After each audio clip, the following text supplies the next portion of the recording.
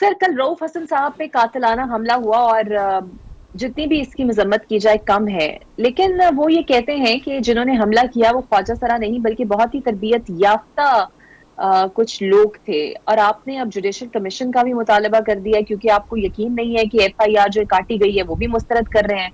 Sir, आपको नहीं लगता बड़ी जल्दी पीटीआई किसी नतीजे पर पहुंच जाती है हमेशा? देखें, जल्दी की बात नहीं है। परसों 2 दिन पहले उनके ऊपर अटैक हुआ, ऑर्गेनाइज तरीके से उन्होंने उसका वो की रिपोर्ट नहीं कराई।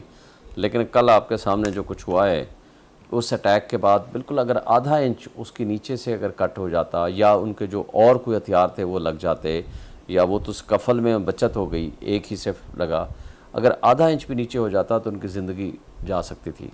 खुदा न खास्ता 74 ईयर्स ओल्ड, कैंसर सर्वाइवर, और उस बंदे का किसी से कोई दुश्मनी नहीं, कुछ नहीं। तो नज़र आ रहा है कि ये एक ऑर्गेनाइज्ड, एक टेरर फैलाने के लिए एक टारगेटेड काइंड ऑफ किलिंग थी, ताकि बाकी लोग सबक सीख जाएं।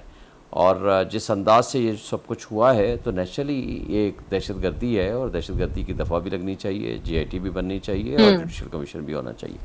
मगर बात यह है कि अगर पुलिस वाकई इतनी लॉयल और सिंसियर थी इस इशू को रिजॉल्व करने में, मुझे बताएं, आपके सामने सारे चेहरे आ चुके हैं, आपके सामने वीडियोस, एक से ज़ायद वीडियोस आ चुकी हैं, हर चीज़ दिन की रोशनी में हुई है और सबके सामने हुई है।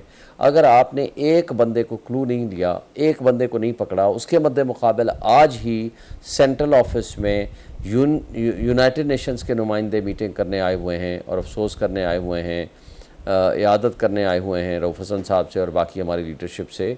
उनके मौजूदगी में without warrant of arrest police की बहुत बड़ी नफरी वहाँ पहुँचती है, हरासमेंट क्रिएट करती है, हर कमरे को छानती है।